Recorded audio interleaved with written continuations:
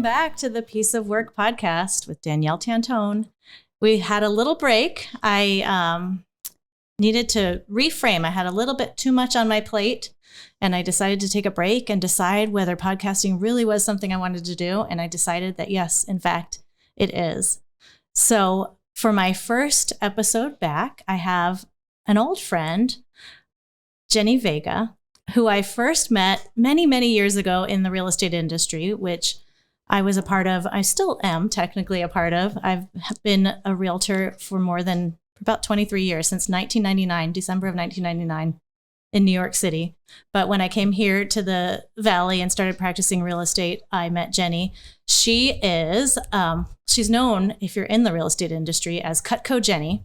She sells Cutco Closing Gifts. There are these beautiful Cutco knives, if you've heard of them. She sells the closing gifts, and she's actually number one in the nation of sales, even though she would say she's not a good salesperson. So we'll talk about that. But anyway, we've been friends for a long time. We've always been connected on Facebook, and we haven't really talked in person too much before today. But a few months ago, she reached out because she had read my book, and she was like, "Oh my gosh, your story is so inspiring." And we really connected over that. She featured me in her real estate magazine, which she also is a producer for. This girl does a lot of things. So I thought, what better person to bounce some ideas off than Jenni Vega. Well, Welcome. It's an honor to be here. So thanks for having me. You are welcome. So where should we start? Do you have anything you'd like to add by way of introduction? I didn't probably do you justice. I just want to say your book is incredible. So I'm an avid reader I love a good autobiography. And in fact, when I read your book, it was so good. My first thought, and this might sound a little insulting, but my first thought was, who was the ghostwriter for this book? There's no way anyone I know could write like this. Oh my gosh, thank you. I'll take that as a huge compliment. It is a compliment. So I'm actually reading the what's his name? Prince Harry, Yeah, he doesn't really have another name. That's his name, Prince Harry. So Prince Harry's book, and which yours I want to read. It's good, but yours is written way better. It's much more entertaining read.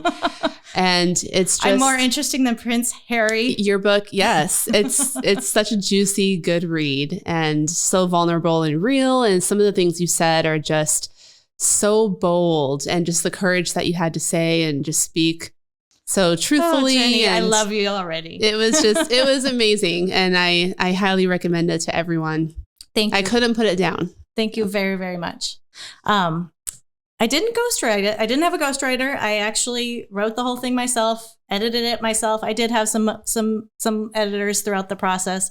It was a long process, but I actually was a writer before I was a realtor, and before I was a nurse, and before I was all the other things that I am today. So, and how long did it take you to write?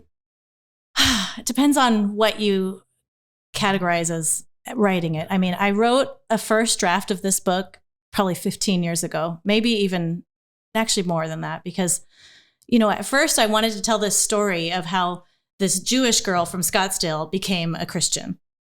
And that was just kind of amazing. And it is a pretty dramatic story of how kind of I felt like God reached down and changed my life. But then some things happened, and I was like, okay, well, now what is this story about? I made some choices that really don't make me a very good example of a Christian woman. So how am I supposed to tell this story now? And then I got a divorce, and I'm like, oh my gosh, what the heck is this story about? I struggled for so many years with love addiction, and I was like, what is the story? Why would anyone want to read the story about this? I'm certainly no hero. I am a mess, basically. And so, but I kept writing. It was this deep need to write this book. I've even thought about, I could write a book about real estate, or I could write a book about Medicare, or I could write a book about nursing. There's so many other things I should write books about. Not this. Write a fiction. But this story had to come out. Like, before I could write anything else, I think there'll be others, but this story had to come out. And so little by little, like in the pockets of my life, while doing real estate, while going through nursing school, I would just work on it. And then back in 2021, I got really serious. I hired a book coach, and I really started writing like a serious second draft or 15th draft, depending on how many, because there were lots of starts. lots of, time writing. So I went through that, and then she went through it with me, and then I had an editor look at it. And so it was a process. And then once it was done, then there was still like, okay, now what? Do I get an agent? Do I go to a traditional publisher? Do I self-publish? So there was just, even after that, many, many iterations. Who's my audience? At one point, I was like, maybe it needs to be a Christian audience. So maybe I need to make it more Christian.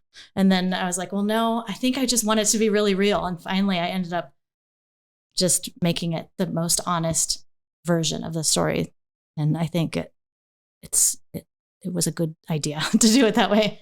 So do you want to share with everyone who hasn't read the book what it's about in a nutshell? Well, I kind of did. So again, a little more details though. First, it was the story of a, spicy Jewish girl, I like to say, who became a sweet Christian wife, or tried to. Then I failed miserably at that. I was unfaithful to my sweet husband. And he was my second husband, by the way. So there was like some stories from my previous marriage before that. And then I just really struggled. Like I said, there's a lot of stories in there of that struggle of, how I craved that attention from men, and I would go after it like a junkie goes after their drug. And it felt like that. It felt so good when I got that attention, that I couldn't help it. And even though I was like, this is so wrong. I mean, how can I be a Christian and do this? And so I was really honest in the story of what it felt like and what I did and how I came out of that. And how you come out of that, just like any other addiction, is, you got to get to the root of it. And so with love addiction, which is not, at the time, I didn't ever even give myself permission to call it an addiction, because it's like, it's not even a real thing. Like, it's not a substance. It's not like I'm an alcoholic. It's not a real disease or and I think it's changed a little bit now, and maybe is more recognized. But at the time, especially in the circles that I was hanging around with, it was just sin, plain old sin. And there was so much struggle between, this conflicting worldviews from my really open-minded Jewish identity that I had as a child to this Christian identity. But how I came out of it was getting to the root of the thoughts and the feelings, and actually learning to love myself. And that's the root of it all. Because even if you're a devout Christian and you believe in the Bible, I mean, the Bible assumes that you first love yourself. Jesus says, love one another as you love yourself. It assumes that you first love yourself. You have to love yourself. God does want us to love ourselves. And I think so many times it gets confusing, because it's like, how can we love ourselves if we're such sinners and if we're so bad and we're so, it's like, so anyway, that went on a way bigger tangent than I wanted to. But the story goes from there as I become a nurse through the pandemic. It has stories of just how I found my identity in other ways, and how I shifted. I found other things to light me up than those, superficial relationships with random guys. Well, so. I think that's really important to mention though, and really important to elaborate on, because most people, they have something like that. Like, they have something there that we all have our vices, whether that's like a food addiction, craving attention. Everyone has that. So I'm glad that you really called attention to that in your book, because it's so easy to get busy and not pay attention to that and not deal with that. And do you know who Lizzie Hofer is? Mm-hmm, she's okay. Most people in our industry know who she is. So she was on a podcast. Yeah, she was on a podcast a few weeks ago, and she actually mentioned that most top salespeople are very screwed up. And I really got a kick out of that. And I totally agree with that. Most people are screwed up. So she said something to the effect of a lot of top salespeople are, like they're addicted to what they do for a reason, so definitely worth worth exploring that for sure. And that's the subtitle of my book. I called it Piece of Work. It was supposed to be called Believe, because there's this license plate story where I saw this license plate that said Believe, and I said, okay, I will. So it was always, for 20 years, this book was going to be called Believe. But what I finally realized that, we're all a piece of work. It's way better title. Way better. We're all a work in progress, and we're a work of art all at the same time. But yeah, it's a way more catchy title. What's cool is that it doesn't seem as religious, and yet, it kind of is it does have a lot of faith and religion in the story. It has a lot of the gospel in the story, but it's not offensive to people who don't believe the way I do. And so, and it's because it's like so real, and it's going through my vision, my way of looking at it at the time. So anyway, thank you for that. But I don't want to just talk about me. I want to talk about you. No, it's okay. You did mention that you connected with the story, and we can talk about that. But I want to talk a little bit about a couple of the different things, because another way we are alike is that you have a lot on your plate. Like I think you may have actually more jobs than I do. So tell us a little bit about the different things you do. I know you're still doing Cutco, and you're doing amazing at that. And yet you've added these other amazing things too. Yeah. So I'm doing Cutco since 2002. And then I published Real Producers East Valley, and I started real estate investing. So I have 7, soon to be 7, in a couple of weeks, it'll be 7 short-term rentals. That's amazing. And they're not here in Arizona. We're in Arizona. Just one. But most of yours are where are they? They're in different places. Yeah. So one is in Williams, Arizona. 2 are in Tennessee. 2 are in Wisconsin. 1 in Oklahoma, and soon to be Florida. That's so cool. So how did you come up with those spots to invest in? Did you do a course, or what? Tell me how you got started. Sort of random. So I'm from Wisconsin. I have some knowledge of that area, and it's very cheap to buy property there. So I started there. Tennessee, the Smokies is a really great market. A lot of investors invest there. And a friend of mine just posted on Facebook about a year and a half ago, and I just kind of followed in his footsteps, and my family used to vacation there. And Florida, that's a super strong market too. I was not really particularly looking there, but I'd say about 6 to 8 weeks ago, a friend in my short-term rental mastermind just passed on a property there through a wholesaler that was steeply discounted, too good to pass up. And Williams was just, I wanted to try something a little more local. And Oklahoma, I went to college there, and super cheap property. That's kind of how cool. It's kind of random. And they look beautiful too. I've seen you post little pictures and stuff on Facebook, and it's hard with Facebook. You catch little glimpses of people's lives, but I've been so fascinated. And then recently I'm like, I want to do an Airbnb. How do you do that? How do you get it ready? Like, how do you know what would be a good property for an Airbnb, and how to? Well, there's a lot that goes into it, and it's much different now than it was a couple of years ago. Much, much different. You cannot just throw furniture into it anymore. It's getting very competitive. Mm-hmm. It's not for everyone. A lot of hosts are actually really struggling right now because it is much more competitive. I've been really, really lucky that none of my listings have had any downturn. They're steady as ever, but that's not the case for a lot of other people.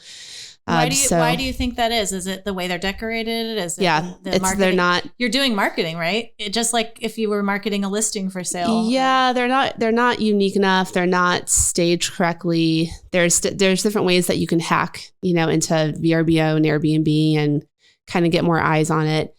It's just getting more competitive. Every year there's like 20% more listings. So you just really have to go above and beyond, and you have to stand out. You have to pick your markets carefully. There's a lot of training. I'm in a mastermind with super high intense people. I mean, there's about 15 of us, and some of the top investors, some really unique people that are in my group, and very high level people, very focused on what they do. I just spend a lot of time with different groups and different Facebook groups and different educations. So you just really have to be all in. So I would just tell people that want to do it, do it, but just do it with your eyes wide open and really understand what you're getting into and be super focused on it. You can't just throw furniture and just hope it works out. You have to be really dedicated to it and just be the best. So I think the top, 10 to 20% of Airbnb investors, they're doing just fine. But everyone else that's just doing it randomly and doing it as a hobby, it's not really going to be the same thing for them. It's kind of the same thing with anything. With real estate or anything else that you try to do. I've often wondered, what about if I just have an existing property? What about my house that I'm living in now? What if we wanted to make that an Airbnb and then buy a new house to live in? Is that does it work in any neighborhood or can Yes, I think it can. One of my properties is in Oklahoma, the small town, which is not a tourist destination at all. And most investors wouldn't even touch it. So even in my mastermind, my fellow friends would never buy there, but you can make it work anywhere if you have the best design, the best marketing, the best listing. I don't think there's necessarily a magical spot. Yes, there's some spots that will do better than others, but I also think that most locations can work if you are the best listing. And the you have the best question design. I always when my husband and I have talked about it, or we've just chatted with other people who have toyed with the idea, is well, who would be staying here? We live in Eastmark, we live in Southeast Mesa. Who would be staying here? And then I'm well, there is this Bell Bank Park right near us, and which is huge. There are people come for weddings or family events. It isn't always that you want to be right in the heart of Scottsdale, or you want to be right in San Diego by the beach. Sometimes people want to be in a specific area for some reason. Exactly. So why, my rental in Oklahoma, no one is ever coming for vacation. It's always weddings, work. I have one in Milwaukee, Wisconsin, same thing. People are coming there for work. They're coming there to see their family, graduations.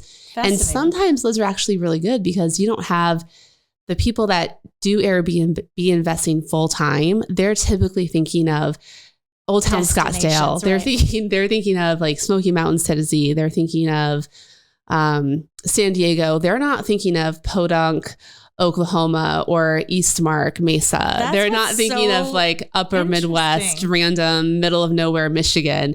So I like to think of places like that where you don't have to deal with the saturation. That is such a smart idea.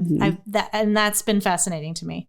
Very cool that you did that. So what else? What else are you doing this year? Well, I'm still super active with Cutco and kind of figuring out running a team and have an inside salesperson. And that's not really my strong suit. I'm a salesperson. I'm not an organizational leader. If I were to run a real estate office, I would probably fail miserably. So that's not my strong suit. And it's hard kind of transitioning because, I want to be the best that I can be at everything, but I know that I'm not the best at that. And I can't really give the people I lead the best part of me. I know it's hard to delegate when you're used to being the one who does it all and you're used to being the personality and the one that they're talking to. And you are such a go-getter and you get things done too. Right. I think, there was even an automated text that came through. And I could tell it wasn't you. And I responded and I didn't hear right back. And I was like, that's not Jenni.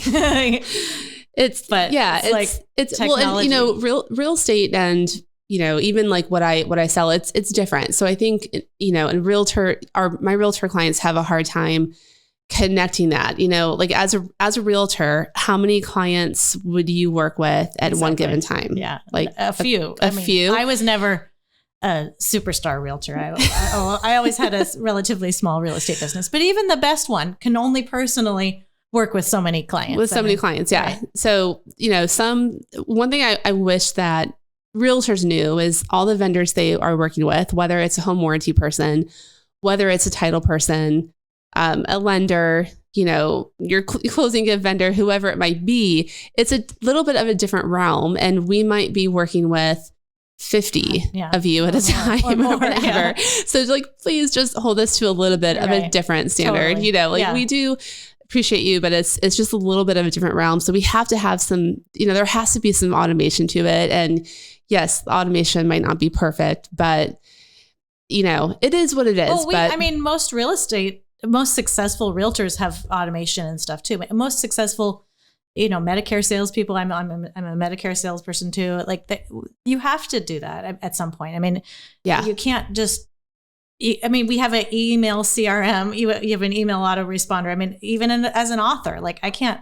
Hopefully, I'll get to a point where I can't personally respond to every fan or reader. I mean, that's where we all want to be if you're successful at it. So but there is, and you're doing a lot of things, and I'm doing a lot of things. But do you ever find that there's where you're trying to figure out the balance, you want to grow and you want to scale, but you can't be everywhere. Totally. And I've had some clients say, well, I heard from, so-and-so on your team, but I didn't hear from you. But so there's always that fine balance. And my husband he's been asking me, he's like, when are you going to give your whole Cutco business to Amber? Amber's my inside salesperson. And that's actually not a model that we have in Cutco. Most closing gift consultants do not have an inside salesperson. They fully handle all their sales themselves. And so Amber and I, the last maybe 9-10 months, we've been kind of dancing back and forth and figuring out, okay, how does this work?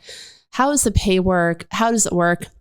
And selling Cutco is like a drug. I mean, it's fun. It's easy. The pay is really good. And it's been really hard for me to even give up any of that. But if I want to, build wealth through real estate, and I also have this other magazine that I love too, and I'm not going to give that up, but I can't have everything. And so it's been challenging, just to be honest. 2022 was very challenging for me. It's I don't want to give up my baby. I've been doing this since I was 20 years old. It's my identity. I don't want to give this up, but I'm forced to now pass the torch to Amber, who's just incredible. But how much do you give up? Yeah. How much do you give up? And maybe we're not doing the right pay structure. And I'm kind of left to pioneer this myself because my company does not have a model for this. It's a lot like being an entrepreneur, like having your own company. I mean, even though you are a part of an organization, you are part of a corporation, you are creating your own thing. And I think that's wonderful. But yes, I've absolutely can relate to those feelings. And that's part of why I took a break from the podcast. I quit my job as a labor and delivery nurse. In October, I started a podcast. I released the book for sale, and I was working as a brand new nurse in labor and delivery at a busy hospital. And all three of those things needed my full-time attention. Oh, and then I also have a Medicare business that I started a couple of years ago while I was in nursing school. And the Medicare annual enrollment period is October 15th through December 7th, sorry. So December 8th is my mom's birthday. So that's a special day too. But anyway, so all of this was happening at the very same time. So even though I wasn't really spending a lot of time growing that Medicare business, I have existing clients who might have wanted to change their plans. I have had referrals calling me oh, so-and-so referred me to you. And it's kind of like that business. It's a little bit these people, they really value my help and my expertise, and it does pay pretty well. So it's I couldn't just, it was I considered quitting that job, but I don't want to quit that job. I actually like it. But then I have this other full-time job that's brand new, and I'm still learning how to put in IVs, and I'm still learning how to, tell if a woman's about to deliver the baby. I'm brand new at this and working nights. And I was just something's got to give. And so I just took a bunch of things off my plate, and now I'm starting fresh, but I absolutely relate to that. And I don't know what the answer is. I think you got to follow your gut, and I don't know. What do you think? Yeah, you just, you have to, I actually was on a seminar yesterday with a short-term rental conference, a virtual conference, and there was a speaker about time management, and she had some really good insight on buckets of time, separating your 90-minute tasks and then your 2 to 15-minute tasks and your 2-hour tasks, and just some really basic things on time management to kind of help help. So I think it's just, that's neat. That's a good idea. It's just, we just have to, really manage time super carefully and also say no to more things. That was something really interesting from her, training yesterday, is just say no and not let yourself be pulled in too many directions. That keeps coming up. Super important. Boundaries and saying, like, I many years ago, I did a Bible study called The Best Yes, I think it's called. And basically it's that idea. You have to say no to things in order to reserve your best yes for the things that are best for you. And it's hard to know sometimes and I'm a yes person. I love saying yes. I really get hurt when people say no to me.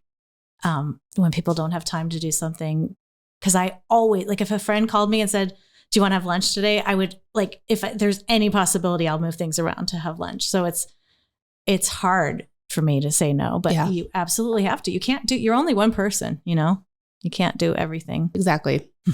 But that's neat that you have, some people are just multi-passionate and have many things. And I've finally become okay with that. Like, you do have to be very strategic and intentional about the buckets of time. That's a great analogy. What I decided for 2023, and maybe this is probably similar, it sounds like it's similar to what you're kind of thinking, is, everyone chooses one word for the year. I couldn't settle on one, so I chose two, intentional and intuitive. So I am aiming to both follow my gut, do what feels right with my eating, with my exercise, because, dieting is a whole nother thing too. You try all these different diets, and I've found that what works best for me is to actually follow intuitively what feels good and what feels right for my body. And when I do that, I make healthier choices. So with my time, with my energy, there's days when I feel amazing and there's days when I don't feel so amazing. I have a very cyclical and very kind of up and down energy cycles. And I've decided to follow those. And then also at the same time, be very intentional about what I say yes to, what I say no to. That's awesome. So, yeah. I love that. Okay. So maybe that would work with you. So, okay. So you got the real estate investing, you have Cutco, you have the Real Producers Magazine. What else? There's more than that. Wait, there's more. Well, that's on the side. I also help Camelback Moving, that's like super, like 1 hour a month. And then I have a 4-year-old son, Vincent Vega, which actually Pulp Fiction. My husband, Anthony, is awesome. And he's actually been, and that that's another, thing we've been dancing with for a long time is, Anthony, recently we decided the best use of his time is to really help with like the short-term rentals and, kind of how do we organize that? And so especially we've been fine tuning that the last few weeks. So he's kind of now fully immersing himself in like training and super active with that. And his days are spent just, even if it's like running things, going to the postal place and like shipping things to the cleaners. And so that's something that it's going to be our thing together moving forward, because now, we're bringing on more and we're going to bring on more, and we have an amazing partner, and that's going great. And, we want to give all of our attention to that relationship. And so, with that, how is that working? How working with your husband? Is that hard? Does it come easy for you? It has not come easy, but, just in the last week or two, just a super simple, easy tweak has made it so much easier. And it's just, what is that? I need to know. It's so ridiculously simple. It's just like a Google sheet of, tasks for the day. Then he's very structured. I'm not. I am on a whim. Mm-hmm. Sounds like me and my husband. He's been begging me for the longest time. He's like, can we please use a whiteboard? And I'm like, no, we can't, because I'm driving to my car. I'm at my office. My husband's going, yes, that's exactly what. I actually rent office space like 8 minutes from our house. So if I'm there and I have an idea, I can't run home and add it to our whiteboard. And he's working from home and I'm not working from home. So we just have basically like a Google sheet where I just have an ongoing list of stuff, like, hey, can you call cable and add it to the newest rental? Right. And can you, ship the DVD player to the cleaner, we use that kind of stuff. It's Microsoft To Do. It used to be called Wunderlist. It's and we have lists for like a grocery list, a Costco list, and also task lists that we can share. Nice. Or not share. Like you can have your own. So we use that. We also have a shared Google Calendar, which is helpful. Okay. Yeah. Same idea. And then I've also asked him to, because I've been super immersed in real estate investing for a couple of years now. And so I actually signed us both up for the Rachel Richards course. So she's a friend of mine. She's phenomenal. I think she just turned 30, I believe, or maybe she's 31. Wow.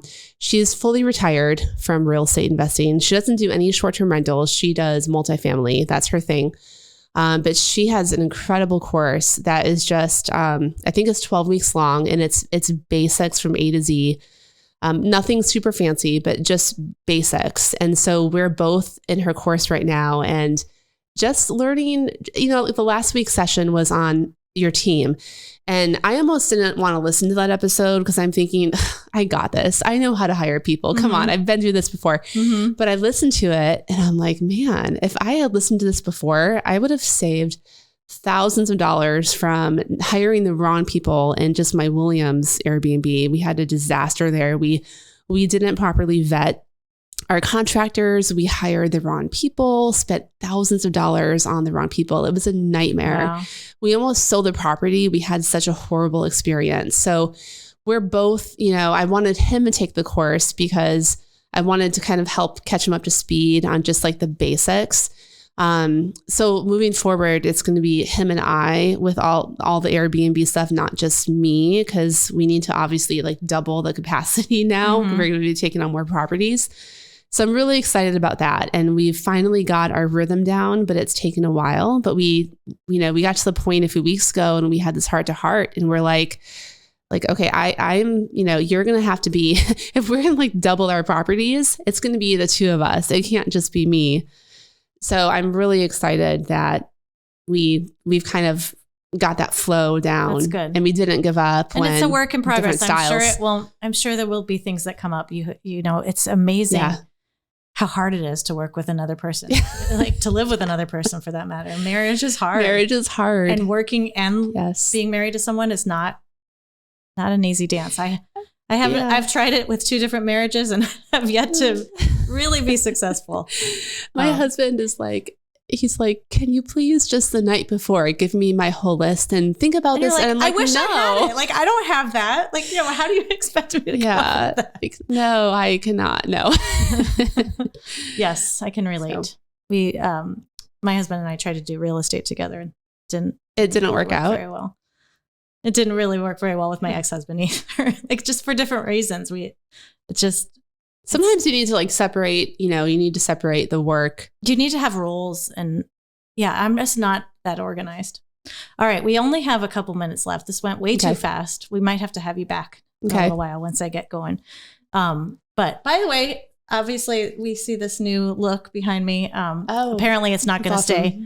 I'm told it's too busy and too many words, which basically could describe me. Too busy and too many words, but it'll be a work in progress. I don't know. The original podcast looked just like the book cover, but so anyway, I think it looks good. I don't know. I like the book cover too. I don't know how to wrap this up. I feel like there's so much that we didn't even get to talk about, but just thank you for connecting with my story and thank you for posting about it. And thank you for featuring me in your magazine and for being here today as I restart this podcast, which I hope will be a beautiful addition to people's lives. Please listen, review, give it a 5-star review, and follow it on Apple Podcasts or wherever you listen to your podcast. And I guess we're done.